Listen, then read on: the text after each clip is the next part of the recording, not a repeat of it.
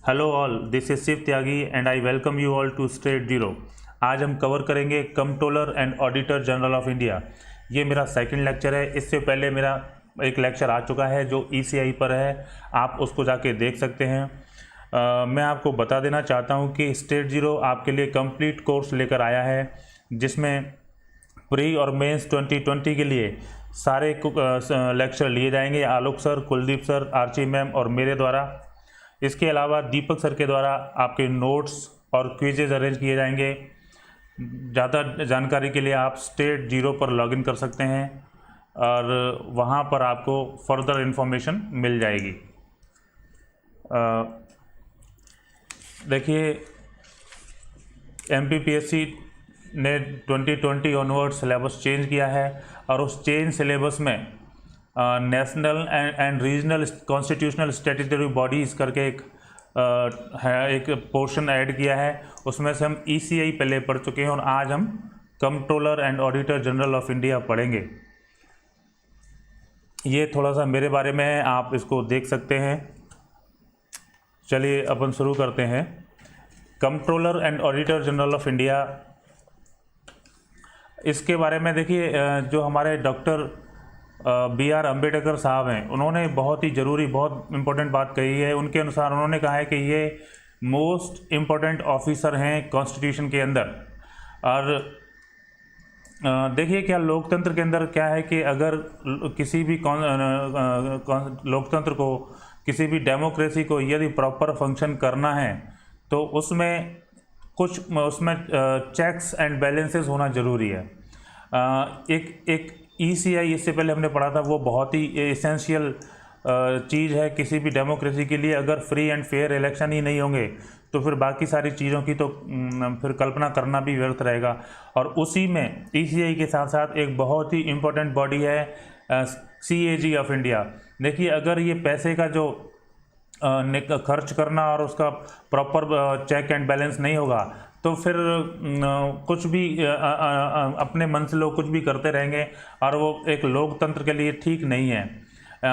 CAG जो है वो एक कॉन्स्टिट्यूशनल बॉडी है। इसका अर्थ है कि इसके बारे में कॉन्स्टिट्यूशन ऑफ इंडिया में मेंशन है और कौन कौन से आर्टिकल है, अभी आगे अपन डिस्कस करेंगे।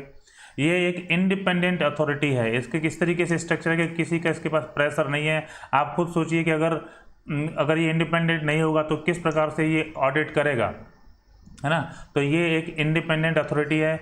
इंडियन ऑडिट और एंड अकाउंट डिपार्टमेंट के हेड होते हैं जो CAG है। He is the chief guardian of public purse. He is the chief guardian of public purse. और CAG को PAC यानी पब्लिक अकाउंट कमिटी का फ्रेंड, फिलोसफर एंड गाइड भी बोला जाता है। अगर रैंक वाइज हम देखें तो सुप्रीम कोर्ट के जज के इक्विवेलेंट इनकी रैंक होती है। और अगर न्यूमेरिकली देखा जाए तो ये 9th रैंक होती है। ठीक है। इम्पोर्टेंट कैक्स कौन कौन से रहे हैं अभी आज तक, उनमें से देखिए कैक्स की जो 13 कैक्स हैं अभी तक, जो करंट जो हैं इनकम्बेंट कैग जो है राजीव महर्षि, ये 13th हैं। 2017 को अपॉइंट हुए थे। लेकिन हमको सारे 13 के 13 तो याद नहीं करने, लेकिन कुछ इंपॉर्टेंट हैं जो हमको मालूम होने चाहिए। जैसे फर्स्ट जो CAG है वो V नरहरि राव है ना, और एक त्रिलोकनाथ चतुर्वेदी है। इनका नाम हमें ज़रूर याद होना चाहिए क्योंकि ये बोफोर्स पर इनकी एक ऑडिट रिपोर्ट आई थी और उस ऑडिट रिपोर्ट ने काफ़ी इशू क्रिएट किए थे उस गवर्नमेंट के लिए। और है ना, विनोद राय एक इम्पोर्टेंट नाम है इस लिस्ट में, जिनकी जो 2 ऑडिट रिपोर्ट ने 2G स्पेक्ट्रम और कोलगेट, तो ये काफ़ी इससे चर्चित रहे, है ना। तो अगला देखिए, कैग का CAG का जो बैकग्राउंड है, office of the accountant general एक इस्टेब्लिश की गई थी 1858 में इस्टेब्लिश की थी ये। और ये इस साल ही, यही साल क्यों, क्योंकि इस वर्ष क्या हुआ था ना, EIC यानी ईस्ट इंडिया कंपनी से ब्रिटिश क्राउन ने लिया था। एडमिनिस्ट्रेटिव जो कंट्रोल था वो ब्रिटिश क्राउन को ट्रांसफ़र हुआ था। 1860 में एडवर्ड ड्रूमंड वो व्यक्ति थे, पहले व्यक्ति थे जो इस पोस्ट पे अपॉइंट किए गए थे। 1884 से controller and auditor general of India के इस नाम से ये पोस्ट जानी गई। इससे पहले इसका नाम अकाउंटेंट जनरल था, लेकिन इसका डेजिग्नेशन इस वर्ष जो है चेंज करके controller and auditor general of India किया गया। 1958 से पहले तक कैग का जो ज्यूरिडिक्शन है वो J&K तक नहीं था। इस साल इसको J&K तक एक्सटेंड किया गया। 1971 में एक बहुत ही इम्पोर्टेंट एक्ट आता है जिसको duties power and condition of service act बोला जाता है, और इस एक्ट ने कैग को रेस्पॉन्सिबल बनाया बोथ अकाउंटिंग एंड ऑडिटिंग के लिए। सेंट्रल गवर्नमेंट और स्टेट गवर्नमेंट दोनों के लिए अलग अलग कैग नहीं होते, ये दोनों के लिए जो CAG हैं वो सेम होते हैं, एक ही CAG होते हैं। 1976 में CAG को अकाउंटिंग फंक्शन से रिलीव कर दिया गया, क्योंकि देखिए कोई एक ही व्यक्ति अकाउंटिंग करे और वही व्यक्ति उनकी ऑडिटिंग करे तो थोड़ा सा ये गुड प्रैक्टिस नहीं है। देखिए इंडिया के अंदर जो कैग है, इंडिया में और ब्रिटिश जो कैग में कुछ डिफरेंस है। हालांकि ये जो कॉन्सेप्ट है ये ब्रिटिश कैग से ली गई है, लेकिन इंडिया में क्या होता है, CAG को केवल ऑडिटर फंक्शन दिया गया है, जबकि ब्रिटेन में इसको controller as well as auditor दोनों फंक्शनैलिटी मिली हुई है। कंट्रोलर का मतलब क्या होता है, देखिए controller in the sense exchequer control होता है उनके पास, यानी इनके परमिशन के बिना पब्लिक एक्सचेकर से मनी नहीं निकाला जा सकता। तो इंडिया में कंट्रोलर फंक्शन नहीं है, जबकि ब्रिटिश में है, ठीक है ना। इंडिया में क्या होता है, जो कैग है वो अकाउंट्स की ऑडिट करते हैं फाइनेंशियल ईयर के एंड में। इसका मतलब है, इसको बोलते हैं x post facto, at the end of expenditure, after the expenditure करते हैं ये। जबकि यूके में क्या होता है कि सिंगल पैनी भी आप विड्रॉ नहीं कर सकते पब्लिक एक्सचेकर से without the approval of the CAG. तो ये एक मेजर डिफरेंस है यहाँ पर। देखिए जो यूके में जो कैग हैं वो ऑफिसर ऑफ पार्लियामेंट होते हैं, जबकि इंडिया के में जो कैग है वो ऑफिसर ऑफ पार्लियामेंट नहीं होते, बट एक इंडिपेंडेंट कॉन्स्टिट्यूशनल फंक्शनरी होते हैं। और ऐसा क्यों किया गया, देखिए इंडिया में जो कैग है वो स्टेट और सेंटर दोनों के लिए फंक्शन करता है, इसलिए उसे मेंबर ऑफ पार्लियामेंट नहीं बनाया गया, ठीक है। देखिए function and power of CAG क्या है। कैग को जो ये ऑडिट का जो मैंडेट है वो कहाँ से मिला हुआ है, कई सारे सोर्सेज हैं जहाँ से कैग को ये मैंडेट मिलता है। पहला सोर्स है कॉन्स्टिट्यूशन ऑफ इंडिया, इसके कुछ आर्टिकल्स हैं जिनको हम आगे डिस्कस करेंगे। 148 to 151 एंड 279 भी एक आर्टिकल है जो आगे आएगा, आपको डिस्कस करेंगे उसे हम। फिर एक एक्ट है जिसको हम प्रीवियस स्लाइड में आ चुका है, controller and auditor general's duties power and conditions of service act 1971। Important judgements जो होते हैं वो भी कुछ गाइडलाइन देते हैं। Instructions of government of India and regulation on audit and account 2007, ये कुछ सोर्सेज हैं जो कि कैग को ऑडिट मैंडेट देते हैं। अब देखिए ये जो आर्टिकल है वो कौन कौन सा आर्टिकल क्या किसके लिए है वो हम थोड़ा सा ध्यान दीजिए, इससे MPPSC में क्वेश्चन बनता है। अभी 2019 का जो प्री है उसमें ये आया था आर्टिकल 149। तो देखिए आर्टिकल 148 क्या है, कैग के appointment oath and conditions of service के से रिलेटेड है। Article 149 duties and powers of the CAG से रिलेटेड है। Article 150 forms of the accounts of the union and states, तो किस तरह के अकाउंट की फॉर्म किस तरह का रहेगा इससे रिलेटेड है। आर्टिकल 151 ये वो आर्टिकल है जिसमें ऑडिट रिपोर्ट्स के बारे में है ना। और article 279 calculation of net proceeds. अब नेट प्रोसीड्स क्या होता है, देखिए कि जब हम ड्यूटीज़ एंड टैक्सेस कलेक्ट करते हैं तो उसमें कुछ खर्चा आता है ना, इनपुट कॉस्ट आती है। उस इनपुट कॉस्ट को डिडक्ट करने के बाद जो बचता है that is known as net proceeds, ठीक है। देखिए कॉन्स्टिट्यूशनल प्रोविजंस में इन आर्टिकल्स के अलावा शेड्यूल 3 है जिसमें ओथ एंड अफर्मेशन के बारे में है, और शेड्यूल 6 है जो accounts of the district council से रिलेटेड है।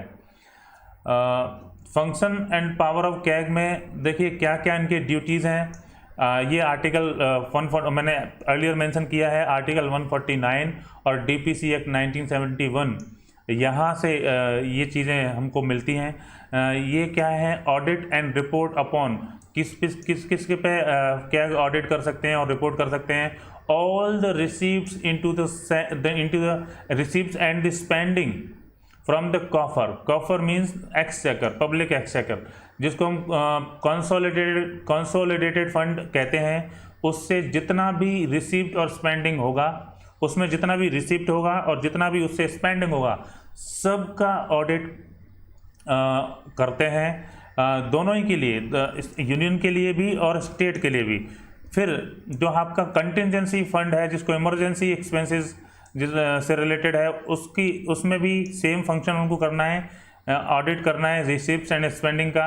इसके अलावा जो पब्लिक अकाउंट्स हैं, जैसे पोस्टल सेविंग्स हुए, विकास पत्र हुए, है ना, centre as well as state दोनों के, उन पर भी ये ऑडिट करते हैं। कहा जाए तो देखिए ये क्या है, ऐसी कोई भी चीज़ नहीं बचती जिसमें ये फंक्शन नहीं करते हैं। ये ऑलमोस्ट सभी जो अकाउंट से जो भी पैसा विड्रॉ हो रहा है और जो भी पैसा उसमें आ रहा है, उसका चेक्स एंड बैलेंस करते हैं। All trading and measuring profit and loss जो होता है, जितने भी ट्रेडिंग अकाउंट हैं, सारे ही उन अकाउंट पर की जो अकाउंट्स और उनकी बैलेंस शीट्स के ये ऑडिट करते हैं। किसी भी गवर्नमेंट डिपार्टमेंट और सब्सिडरी जो अकाउंट रहते हैं, उन सब को ही ऑडिट करते हैं। कोई भी स्टोर्स हैं, जितने भी स्टोर्स हैं, केवल अकाउंट ही नहीं, मनी अकाउंट ही नहीं, स्टोर्स एंड स्टॉक्स को भी ऑडिट करते हैं, सारे ही गवर्नमेंट ऑफिसेस और डिपार्टमेंट में। इसके अलावा जो गवर्नमेंट कंपनीज़ हैं एंड कॉरपोरेशन है, लाइक ONGC एंड सेल, वहाँ पर भी ये ऑडिट एंड अकाउंटिंग नहीं, ऑडिट करते हैं। फंक्शन है पावर ऑफ कैग में आगे देखिए कि account of all autonomous bodies and authorities receiving government money, जितनी भी ऑटोनोमस बॉडीज़ हैं और अथॉरिटी हैं जिनको गवर्नमेंट मनी मिलता है, जैसे म्यूनिसिपल बॉडीज़ हैं, IIMs हैं, IITs हैं और स्टेट हेल्थ सोसाइटीज़ हैं, उन सब को ये ऑडिट कर सकते हैं। इसके अलावा जो भी कोई भी ऐसी बॉडी जिसके लिए प्रेसिडेंट एंड गवर्नर रिक्वेस्ट करें अपने खुद के इनिशिएटिव से, उसको भी ये कैग ऑडिट करते हैं। कैग जो ऑडिट करते हैं वो लीगल ऑडिट के अलावा प्रोप्राइटरी ऑडिट भी करते हैं। अब इसका क्या मतलब है? इसका मतलब है कि वो ये देखते हैं कि जो पैसा खर्च हुआ है वो सोच समझ के, फेथफुलनेस के साथ, विजडम और इकोनॉमी के साथ, यानी ठीक पैसा वेस्ट तो नहीं कहीं हुआ, इस तरीके से, यानी जो आपकी दूरदृष्टि के साथ में सारे जो बेस्ट पॉसिबल वे है उस फॉर्म में पैसे जो रिसोर्सेज हैं उनका यूटिलाइज किया गया है, तो ये सारी चीज़ों को कैग ऑडिट करते हैं। कैग और PAC में क्या रिलेशन? देखिए, जो कैग ने ऑडिट रिपोर्ट बनाया, अब कैग जो अपनी ऑडिट रिपोर्ट को प्रेसिडेंट ऑफ इंडिया को दे देते हैं। प्रेसिडेंट ऑफ इंडिया क्या करते हैं? अब मान लीजिए कैग ने कोई ऑडिट किया और उन्होंने कोई गलत चीज़ उन्हें पकड़ी, उन्होंने कि भाई ये कुछ पैसे जो सपोज 1000 करोड़ रुपए किसी चीज़ में खर्च किए गए और कैग ने ये असर्टेन किया कि ये गलत खर्च किए हैं, इनको कम खर्च करके भी काम चल जाता है, या जो भी इस तरह की कोई चीज़ है, तो अब ये जो कमी इन्होंने पकड़ी है, ये इसको जो रिपोर्ट बनाकर प्रेसिडेंट को दे देते हैं। अब प्रेसिडेंट क्या करते हैं? प्रेसिडेंट क्या डायरेक्टली इंटरवीन करेंगे? देखिए, प्रेसिडेंट डायरेक्टली इंटरवीन नहीं करते। क्यों? क्योंकि जो एग्जीक्यूटिव है ना, उसके बारे में ये रिपोर्ट है, और executive is responsible to the parliament only, तो ये प्रेसिडेंट इसको पार्लियामेंट पर टेबल कर देते हैं। अब पार्लियामेंट में कुछ कमिटीज़ हैं, स्टैंडिंग कमिटीज़ हैं, एक है PAC, एक है कोपू। PAC है पब्लिक अकाउंट्स कमिटी और कोपू है public committee on public undertakings. तो ये इन कमिटीज़ के पास जाता है और वहाँ पर ये जो PAC और कोपू हैं वो इसकी अंदर देखती हैं कि क्या कुछ कमियां हैं इसके अंदर। अब PAC कोई टेक्निकल कमेटी नहीं होती है, PAC बनती है, देखिए PAC में 22 मेंबर्स होते हैं, है ना, उस 22 मेंबर्स में आपके 15 मेंबर्स लोकसभा से होते हैं, रिमेनिंग जो 7 हैं वो राज्यसभा से होते हैं। तो ये मेंबर्स ऑफ पार्लियामेंट है जो इलेक्ट होके आए हैं, ये कोई टेक्निकल लोग नहीं है, इनको नहीं मालूम है उसके बारे में। तो ये वापस कैग को बुलाते हैं और कैग जो है इनको टेक्निकल असिस्टेंस प्रोवाइड करते हैं। इसीलिए देखिए शुरू में आया था कि CAG friend, philosopher and guide to PSC कहलाते हैं, है ना। ये भी इंपॉर्टेंट पॉइंट है। ये कई सारे जो प्री टाइप के टेस्ट होते हैं, वन डे एग्जाम होते हैं, उनमें कई बार आया हुआ क्वेश्चन है। दूसरा देखिए अगली बात समझिए कि how is the independence of the CAG insured. अगर कैग इंडिपेंडेंट ही नहीं है तो एक बहुत अच्छा फंक्शन वो नहीं कर पाएंगे। तो कैग का इंडिपेंडेंस कैसे इंश्योर करते हैं? The constitution enables the independence and unbiased nature, है ना, of the audit by the CAG providing for. वो क्या प्रोवाइड करता है कॉन्स्टिट्यूशन, देखो कैग को, जिससे कि वो अनबायस्ड और इंडिपेंडेंट ऑडिट कर पाए। His appointment made by president of India, जो उनकी अपॉइंटमेंट है वो प्रेसिडेंट ऑफ इंडिया द्वारा की जाती है। लेकिन उनको प्रेसिडेंट ऑफ इंडिया, देखिए प्रेसिडेंट ऑफ इंडिया अपॉइंट कोई भी काम अपनी मर्जी से नहीं कर देते हैं, एग्जीक्यूटिव की रिकमेंडेशन पर करते हैं।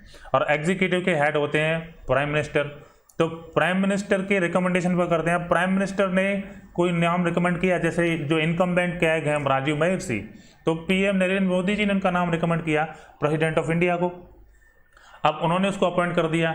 अब इस तरीके से मान लीजिए यदि हटाने का जो कैपेसिटी है वो भी प्रेसिडेंट ऑफ इंडिया को ही होती, तो किसी दिन आके पीएम साहब उनको बोल देते भाई ये तो हमारे हिसाब से काम नहीं कर रहे हैं और इनको आप हटाइए, फिर प्रेसिडेंट उनको हटा देते। तो इस तरीके से ये कभी भी फ्री नहीं होते ना, इंडिपेंडेंट नहीं होते कैग, इसलिए इसका प्रोसीजर थोड़ा सा चेंज है। इनको रिमूवल का जो प्रोसीजर है वो सुप्रीम कोर्ट के जज की तरह है। आपको याद होगा पिछले लेक्चर में हमने ये बात की थी कि जो ईसीआई के जो इलेक्शन कमीशन ऑफ इंडिया है, इसके जो सीईसी होते हैं, चीफ इलेक्शन कमिश्नर, उनको भी इसी प्रोसीजर से यानी इम्पीचमेंट से हटाया जाता है। इम्पीचमेंट थोड़ा सा देखिए आसान नहीं है कि गवर्नमेंट एग्जीक्यूटिव अपनी मर्जी से इम्पीचमेंट नहीं कर सकती। ये पूरे पार्लियामेंट यहाँ पे फंक्शन करती है इम्पीचमेंट में, और यहाँ पर जो वोटिंग है वो 2/3 मेजोरिटी से होता है। नॉर्मल जैसे कोई एक्ट पास करना है तो मोर देन 50% में हो जाएगा। 1/2 से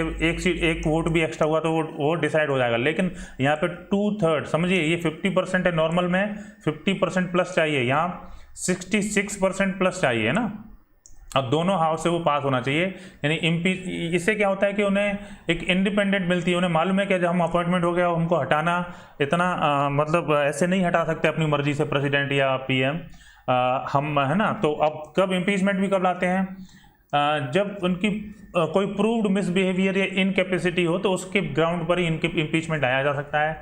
ऐसे ही इम्पीचमेंट भी अपनी मर्जी से नहीं ला सकते, ठीक है। फिर सैलरी एंड एक्सपेंसेस हैं, वो चार्ज किए जाते हैं, कंसोलिडेटेड फंड ऑफ इंडिया से लिए जाते हैं। कोई वोटिंग नहीं होती इनके लिए, अगर वोटिंग होती तो फिर वही देखिए वोटिंग में कम से कम लोकसभा में तो गवर्नमेंट की मेजोरिटी होती है और फिर गवर्नमेंट एक प्रेशर बना सकती थी अगर सैलरी को कम करके, है ना, बाकी पर्क्स को कम करके। लेकिन यहाँ पर जो सैलरी एंड पर्क्स हैं वो भी कंसोलिडेटेड फंड ऑफ इंडिया है, उस पर चार्ज किए जाते हैं, इसलिए ये भी एक सिक्योरिटी है। दूसरा सिक्योरिटी ऑफ टेन्योर मिला हुआ है इनको, कम से कम 6 साल या 65 जो 65 ईयर ऑफ एज है, इनमें से जो भी अर्लियर होगा ये इतने तक वो रहेंगे।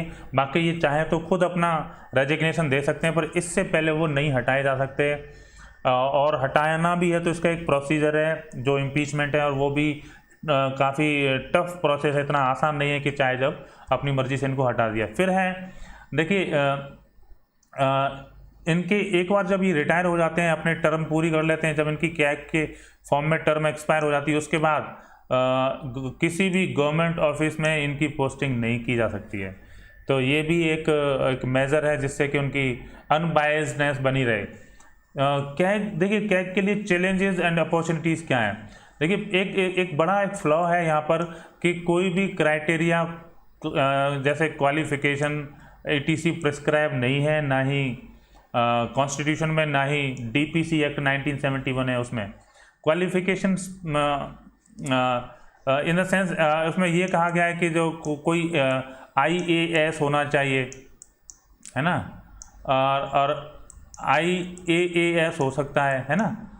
ये 2 कैटेगरी उसमें दी हुई है, लेकिन यहाँ पर कोई इसके अलावा कोई जैसे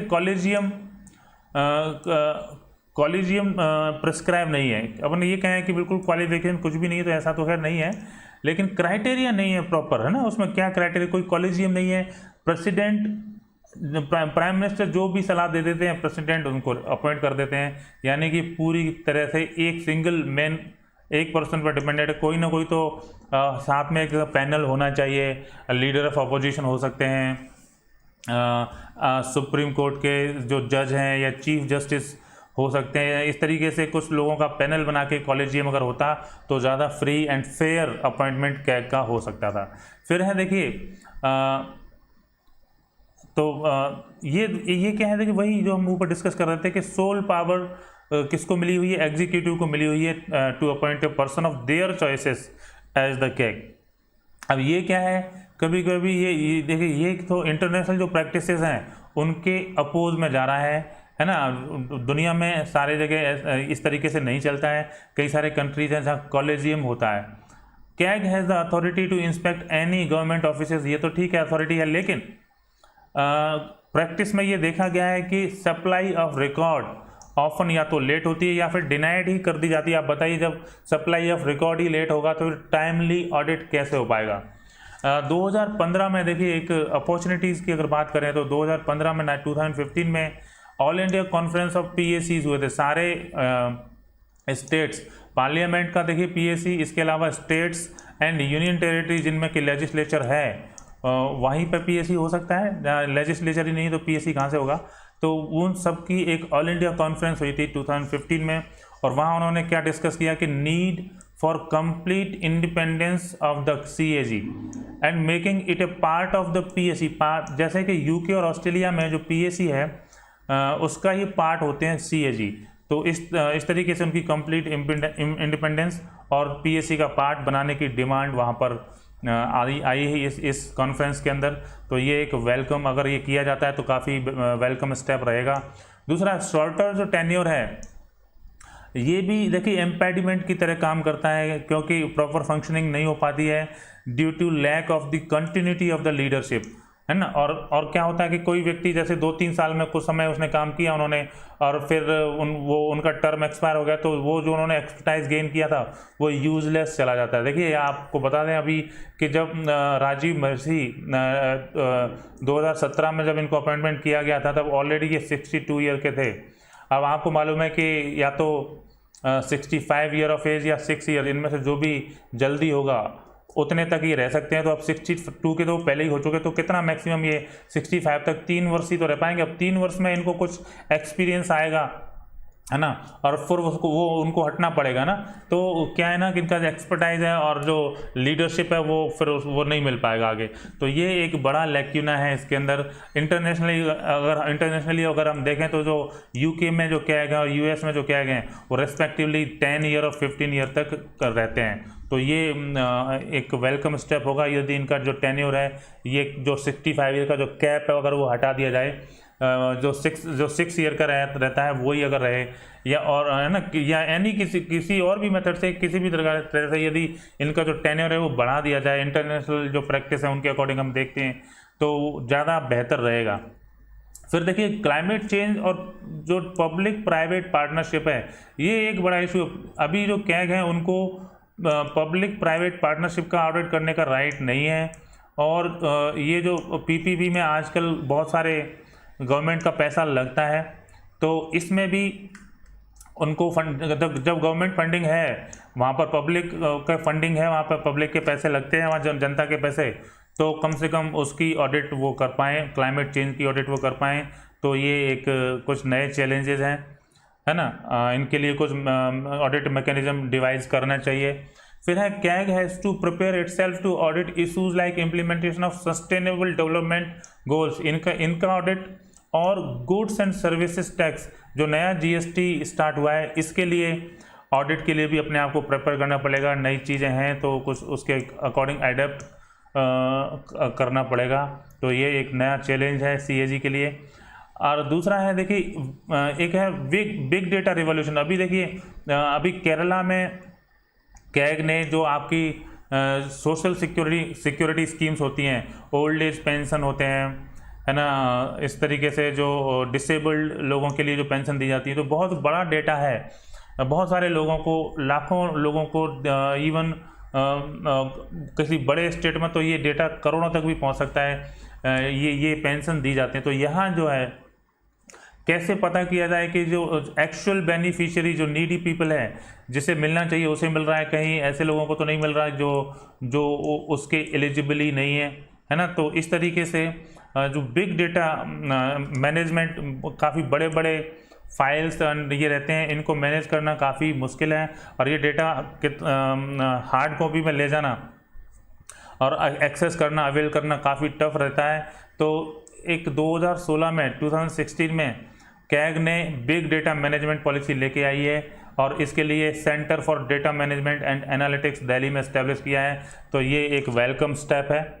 और आगे देखिए, reform suggested by Vinod Rai, former CAG हैं विनोद राय, उन्होंने कुछ रिफॉर्म सजेस्ट किए हैं, जैसे कि सारे पब्लिक प्राइवेट पार्टनरशिप को Panchayati Raj institutions and government funded societies जितनी भी हैं सबको कैग के एम्बिट में लेके आइए। तो ये एक सजेशन है विनोद राय जी द्वारा, जो कि फॉर्मर कैग हैं।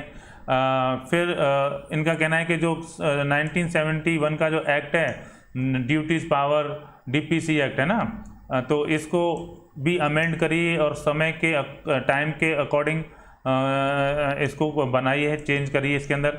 दूसरा, कॉलेजियम टाइप मैकेनिज्म होना चाहिए। देखिए, इससे पहले हम कह रहे थे कि प्रेसिडेंट को पीएम साहब ने जो भी राय दे दी और प्रेसिडेंट उनको अपॉइंट कर देते, तो वन मैन शो रह जाता है यहाँ पर। फिर वो अपने चॉइस का किसी भी व्यक्ति को कैग बना लेंगे। तो यहाँ पर क्या है, कॉलेजियम टाइप मैकेनिज्म होना चाहिए कैग को चूज़ करने के लिए। तो ये जैसे कि सीवीसी के लिए, चीफ विजिलेंस कमिश्नर के लिए होती है, वैसे ही इनके लिए होना चाहिए।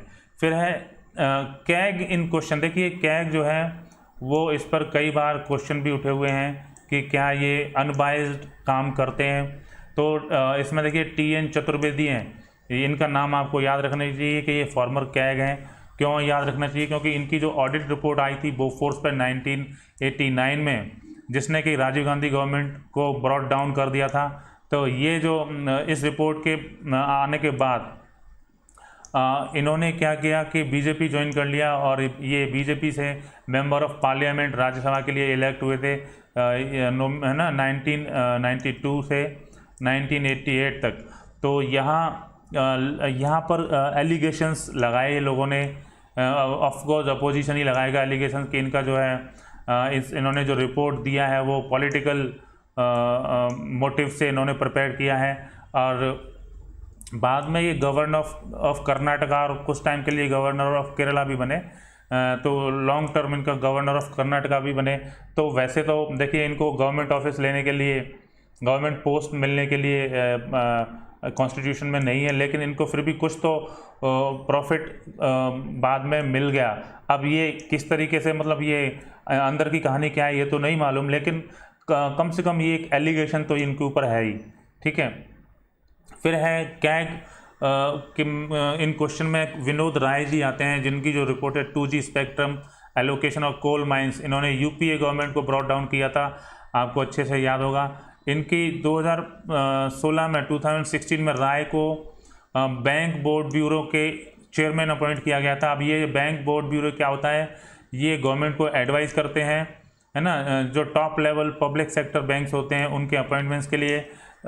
तो ये भी एक ऑफिस ऑफ प्रॉफिट कहा जा सकता है। फिर लेटेस्ट जो हमारे इनकम्बेंट कैग हैं राजीव महर्षि, उन पर भी एक एलिगेशन इस तरीके से अपोजिशन लगाता है कि देखिए, जो राफेल जो डील है वो जो डील जब फाइनल हुई थी, तो हमारे जो करंट कैग हैं ही Rajiv Mehrishi ji, he was involve in the deal, है ना, वो वहाँ पर उस समय फाइनेंस सेक्रेटरी थे, है ना। इससे पहले अभी जो कैग हैं, कैग बनने से पहले ये फाइनेंस सेक्रेटरी थे, और जो फाइनेंस सेक्रेटरी के रूप में इनका रोल था उस डील को फाइनल करने में। तो अब क्वेश्चन ये है कि how can top auditor prove his own role in the Rafale deal, Kapil Sibal ये आस्क कर रहे हैं ना।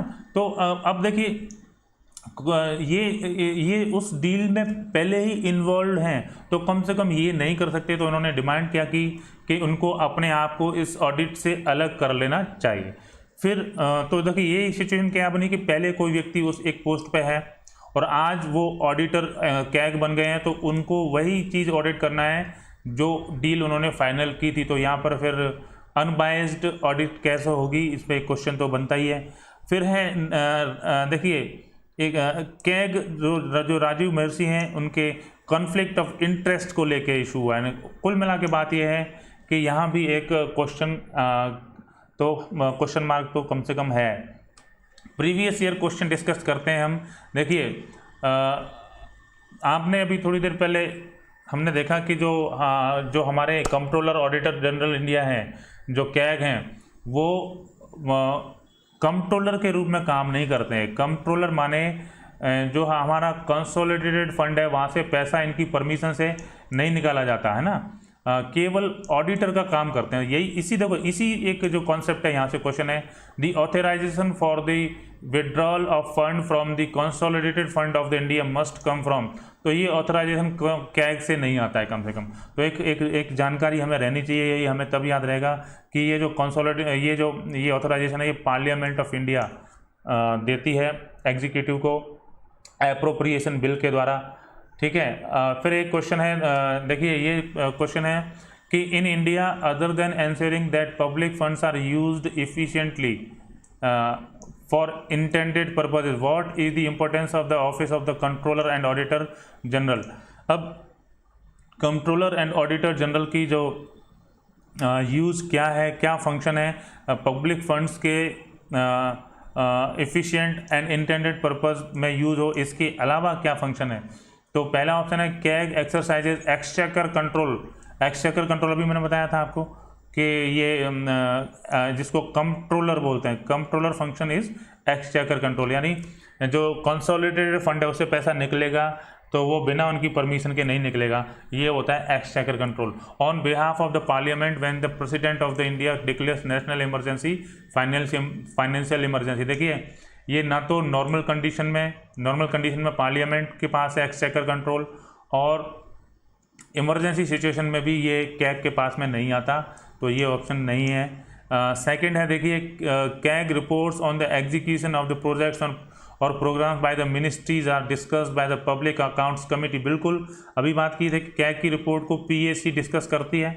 ठीक है।